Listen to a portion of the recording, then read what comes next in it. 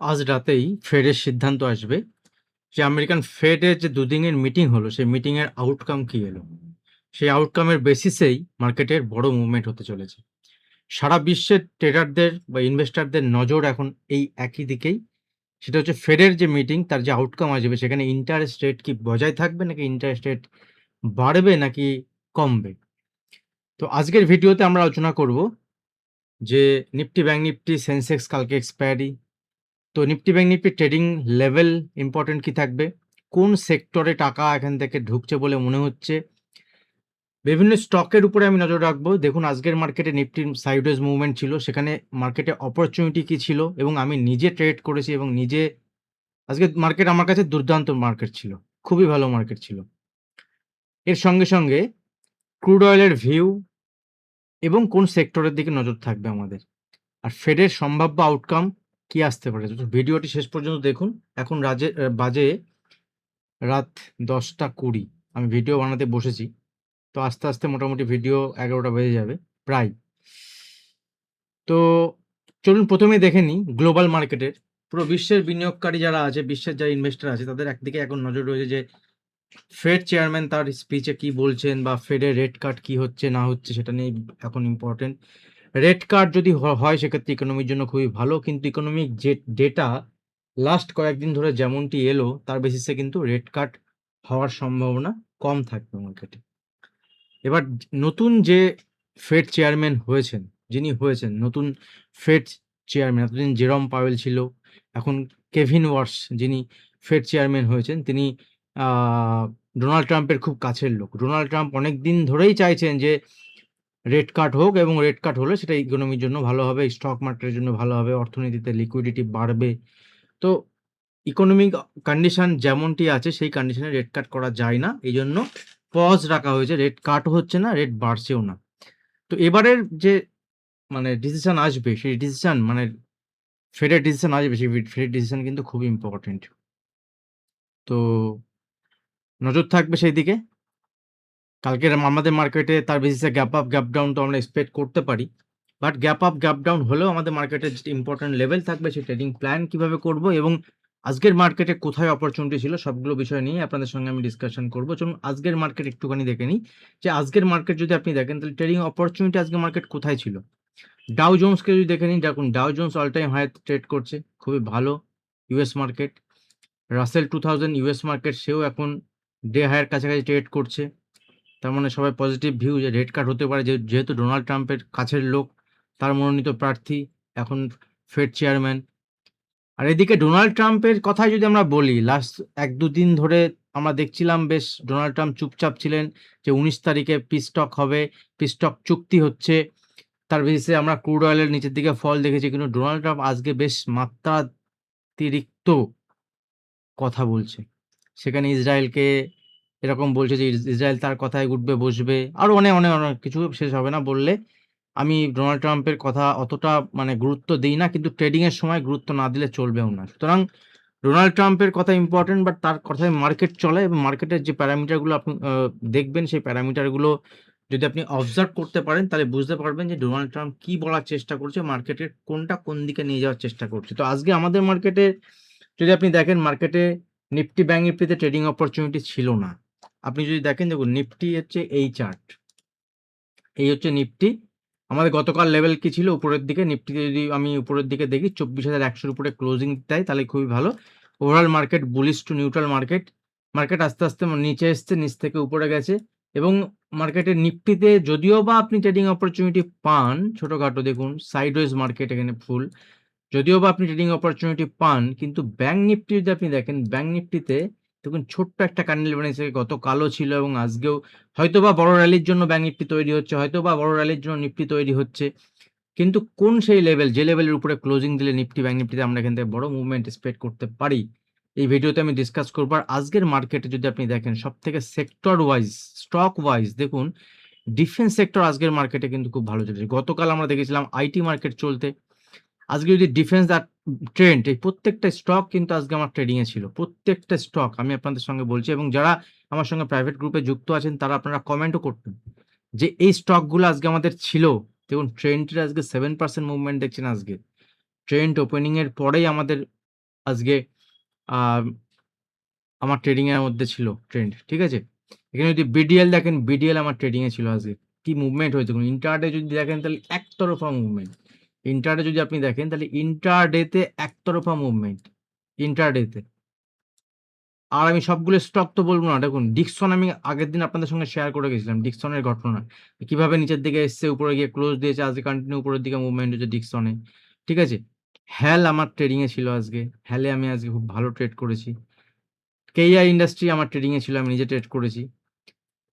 এর মধ্যে আরো যদি কিছু স্টক দেখুন এর মধ্যে সোলার ইন্ডাস্ট্রি আমার আজকে ট্রেডিং এর স্টক ছিল। খুব ভালো এখানে মুভমেন্ট হয়েছে সোলার ইন্ডাস্ট্রিতে। বেল আমার ট্রেডিং এ ছিল আজকে। বেল খুব ভালো মুভমেন্ট হয়েছে। ডিফেন্স স্টক যদি দেখেন, ডিফেন্স স্টক এছাড়াও যদি আপনি দেখেন কোচিন শিপইয়ার্ড, ঠিক আছে? কোচিন শিপইয়ার্ড আজকে, তাহলে আপনি বলছেন যে মার্কেটে ট্রেডিং অপরচুনিটি নেই। আমি বলছি ইন্টারডেতে মার্কেট যখন ওপেন হয়, এটা হচ্ছে কোচিন শিপইয়ার্ড। দেখুন বেল আর কোচিন শিপইয়ার্ড এবং সমস্ত ডিফেন্স সেক্টর যেসব স্টক, সমস্ত স্টকের মুভমেন্ট কিন্তু দুর্দান্ত মুভমেন্ট হয়েছে ইন্টারডেতে। যেখানে নিফটি আপনি দেখছেন কিছুই হয়নি, ব্যাংক নিফটি আপনি দেখছেন কিছুই হয়নি, কিন্তু মার্কেটের মধ্যে যদি আপনি এইভাবে ট্রেড প্ল্যান করেন ইন্টারডেতে, দেখুন নিফটি ব্যাংক নিফটি কিছু হয়নি, কিন্তু যেখানে হবার সেখানে কিন্তু মার্কেট হয়েছে এবং আজকের দিন আমার জন্য খুবই ভালো ছিল। আচ্ছা, আপনারা ভিডিওতে কমেন্ট করবেন। ভিডিওতে কেমন লাগলো? ভিডিওতে দেখুন ইন্টারডে স্টক সিলেকশন আপনি নিজেও করতে পারেন। আর যদি আপনি চান যে ইন্টারডে স্টক সিলেকশনের জন্য আপনি আপনার প্রাইভেট গ্রুপে যুক্ত হতে পারেন। আমি অনেকবার আপনাদের সঙ্গে বলি যে কিভাবে আপনি যুক্ত হতে পারেন। আর আপনারা ভিডিওর নিচে ডেসক্রিপশন বক্সে Alice blue account opening link আছে, ওখান থেকে অ্যাকাউন্ট ওপেন করে যদি আপনি ট্রেড করেন, ফিউচার অপশনে ট্রেড করেন, সেক্ষেত্রে আমার গ্রুপ ফ্রি থাকবে। টেলিগ্রাম গ্রুপ আপাতত বন্ধ আছে। আমি তার জন্য প্রাইভেট একটা হোয়াটসঅ্যাপ গ্রুপও ক্রিয়েট করেছি 22 তারিখ পর্যন্ত, যেহেতু টেলিগ্রাম বন্ধ থাকছে। তো টেলিগ্রামের জন্য ওখানে আমাদের এখন আসছে না সবকিছু। ওখানেই প্রাইভেট হোয়াটসঅ্যাপ গ্রুপে সবকিছু শেয়ার করব। তো চলুন এবার বাজারে দেখে নিই কোন লেভেল। দেখুন ব্যাংক নিফটিতে আমিও ট্রাই করেছিলাম আজকে ট্রেডিং, কিন্তু ব্যাংক নিফটিতে আমি ট্রেডিং করে বিশাল কিছু সফলতা পাইনি। ঠিক আছে? তো ব্যাংক নিফটির জন্য কালকের ইম্পর্টেন্ট লেভেল কি থাকবে? ব্যাংক নিফটির জন্য একটাই ইম্পর্টেন্ট লেভেল, সেটা হচ্ছে আপনি শুধু এখানে ওয়াচ করুন। ব্যাংক নিফটি এখান থেকে মোটামুটি 57,800 এর উপরে যদি ব্যাংক নিফটি 15-20 মিনিট সাস্টেইন করে, এখান থেকে 200-300 পয়েন্ট ছেড়ে দিন। 600 চলছে এখন, আর 200 পয়েন্ট ছেড়ে দিন। তাহলে এখান থেকে ব্যাংক নিফটি একটা বড় মুভমেন্ট দেবে, যেখান থেকে 500 থেকে 700 পয়েন্টের মুভমেন্ট হতে পারে ব্যাংক নিফটি পজিটিভ হলে। 15-20 মিনিট সাস্টেইন করতে দিন শুধু। আর যদি ব্যাংক নিফটি দেখেন এখান থেকে নিচে আসছে, তাই নিচে এলে আবার সেই এই রেঞ্জের মধ্যে কোনো ট্রেড প্ল্যান আমি আগামীকাল করব না, কিন্তু ব্যাংক নিফটি আমার নজর থাকবে 57 এ। এর নিচে যদি ক্লোজ দেয়, ট্রেডিং করে ব্যাংক নিফটি নিচের দিকে আসতে পারে 57,200, ইভেন 57,000 এই লেভেল পর্যন্ত ব্যাংক নিফটি নিচের দিকে আসতে পারে যদি 57,400 এর নিচে ট্রেড করতে স্টার্ট করে, এবং 56,800 এর নিচে ব্যাংক নিফটি এখান থেকে উইক হবে। ব্যাংক নিফটি এখান থেকে আরো ছোটখাটো কারেকশন নিচের দিকে দেখাতে পারে। তার আগে ব্যাংক নিফটিতে বড় কোনো কারেকশন আমি এক্সপেক্ট করছি না। উপরের দিকে আমার লেভেল থাকবে 57,800 উপরে বা 850 এর উপরে 10-15 মিনিট এটলিস্ট সাস্টেইন করে ব্যাংক নিফটি রকেট হয়ে যাবে উপরের দিকে। হতে পারে, আমার ভিউ আপনাদের সঙ্গে শেয়ার করলাম। আর ফেডের মিটিং ইম্পর্টেন্ট। নিফটির জন্য দেখি নিফটি দেখুন একই লেভেল, গতকালও শেয়ার করেছিলাম 24,100 উপরে সাস্টেইন করতে বলেছিলাম। যদি সাস্টেইন করে, করেনি।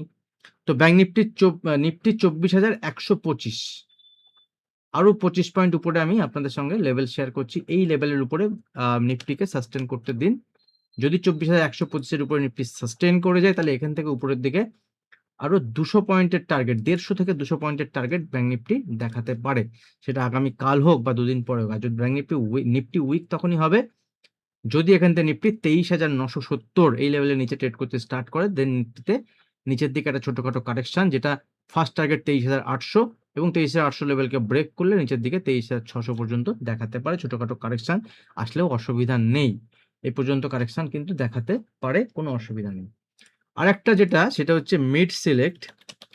মিড সিলেক্ট যদি আমি দেখি, দেখুন মিড ক্যাপ সিলেক্টের ক্ষেত্রে একটা বিষয় নজর রাখুন যে মিড ক্যাপ সিলেক্ট যতবার নিচে আসছে ততবার উপরের দিকে, দেখুন আজকে নিচে এসছে, উপরের দিকে যাওয়ার চেষ্টা করছে। তো মিড ক্যাপ সিলেক্টের ক্ষেত্রে একটা লেভেল হচ্ছে 23,000, 24,000, 14,625। গতকাল শেয়ার করেছিলাম যে 14,600 উপরে যদি এই 14,500 উপরে যদি এখানে যায়, সে 14,600 পর্যন্ত যেতে পারে। 540, 550। তো দেখুন এখান থেকে মিড ক্যাপ সিলেক্ট আবার নিচে এসছে উপরে। মিড ক্যাপ সিলেক্টের যে হাই আছে, অল টাইম হাই, সেটা হচ্ছে 14,750। তো এই লেভেল পর্যন্ত মিড ক্যাপ সিলেক্ট, কিন্তু যদি নিফটি ব্যাংক নিফটি উপরের দিকে হয় এও যাবে। সুতরাং 14,625, 630 এর উপরে মিড ক্যাপ সিলেক্টে একবার লং সাইডে প্ল্যান করা যায়। মিড ক্যাপ সিলেক্টের একটা প্রবলেম হচ্ছে, আজকে নিচের দিকে আসার কারণ দেখুন, বিএসসি বলে একটা স্টক, আপনারা সবাই মোটামুটি নাম জানেন, খুব ভালো রিটার্ন দিয়েছে। বিএসসি স্টকের আজকে ফল হয়েছে এবং খারাপভাবেই ফল হয়েছে, কারণ এনএসসির আইপিও আসছে। এই নিউজটা বিএসসির জন্য ভালো নয়। তো বিএসসিতে অবজার্ভ করুন, ওয়েট করুন। যাদের পজিশন আছে আমি বলব, পজিশন অনেক, বিএসসি অনেক টাকা দিয়েছে, সেক্ষেত্রে বুক করা যেতে পারে। আপনি আপনার অ্যানালিসিস অনুযায়ী করতে পারেন। আমার বিএসসিতে এই মুহূর্তে কোনো পজিশন নেই, ঠিক আছে? তো যা ছিল আমার বুক করা আছে আগেই। তো বিএসসি এখান থেকে নিচের দিকে যদি আসে, তো বিএসসি এখান থেকে নিচের দিকে ৩৭৮০ লেভেল যদি ব্রেক করে, তাহলে এখান থেকে আরও নিচের দিকে মুভমেন্ট দেখাতে পারে ৩৫০০, ৩৫৫০। মানে এটা আমি আমার অ্যানালাইসিস শেয়ার করছি, কোনো বাইং সেলের রিকমেন্ডেশন একবারও ভাববেন না। উপরের দিকে বিএসসি ৪২৩০, ৪২৪০ এর উপরে যদি সাস্টেন করে, তাহলে বোঝা যায় যে বিএসসি আবার এখান থেকে বুল রান, আবার উপরের দিকে অল টাইম হাইতে যাবে, ডবল টপ ফর্মেশন করতে যেতে পারে। তো বিএসসির উপরে ভিউ। কালকের জন্য সেক্টর দেখুন, আগের দিন যেমন দেখাচ্ছিল, সেক্টর কোন দিন কোনটা আসছে বলা মুশকিল, কিন্তু আজকের যা মুভমেন্ট হয়েছে, মার্কেট যদি কন্টিনিউ করে, তাহলে সেই ক্ষেত্রে কিন্তু ডিফেন্স সেক্টরের বেল যে স্টকটা আছে, বেল, এই স্টকটার উপরে নজর রাখতে পারেন। খুব ভালো ডেইলি চার্ট প্যাটার্ন তৈরি হয়েছে এখানে বেলের উপরে। সঙ্গে আপনি সবগুলো স্টকই দেখতে পারেন। সোলার ইন্ডাস্ট্রিতেও একই রকমের সুন্দর লোয়ার লেভেল থেকে এখান থেকে ভালো চার্ট প্যাটার্ন তৈরি করেছে। সোলার ইন্ডাস্ট্রি দেখুন, এখান থেকে এনগালফিং ক্যান্ডেল তৈরি হয়েছে। এরকম যদি আপনি কোচিন শিপইয়ার্ড দেখেন, তাহলে সেখানেও দেখবেন কোচিন শিপইয়ার্ডেও একটা ভালো চার্ট প্যাটার্ন তৈরি হয়েছে। তো ভিডিও আমি বেশি বড় করব না, ডিফেন্স সেক্টরের উপর নজর রাখুন। কালকে যদি কন্টিনিউ করে এই মুভমেন্ট, তাহলে এই স্টকগুলোতে আবার মুভমেন্ট আসতে পারে, কারণ এদের ওয়েটেজ নিফটিতে খুব বেশি থাকে না। ভিডিও ভালো লাগলে অবশ্যই লাইক, শেয়ার, কমেন্ট করবেন। যারা এখনো চ্যানেল সাবস্ক্রাইব করেনি, চ্যানেল সাবস্ক্রাইব করে বেল আইকন প্রেস করবেন। আজ ভিডিও এখানে শেষ করছি, দেখা হবে নেক্সট ভিডিওতে। ধন্যবাদ।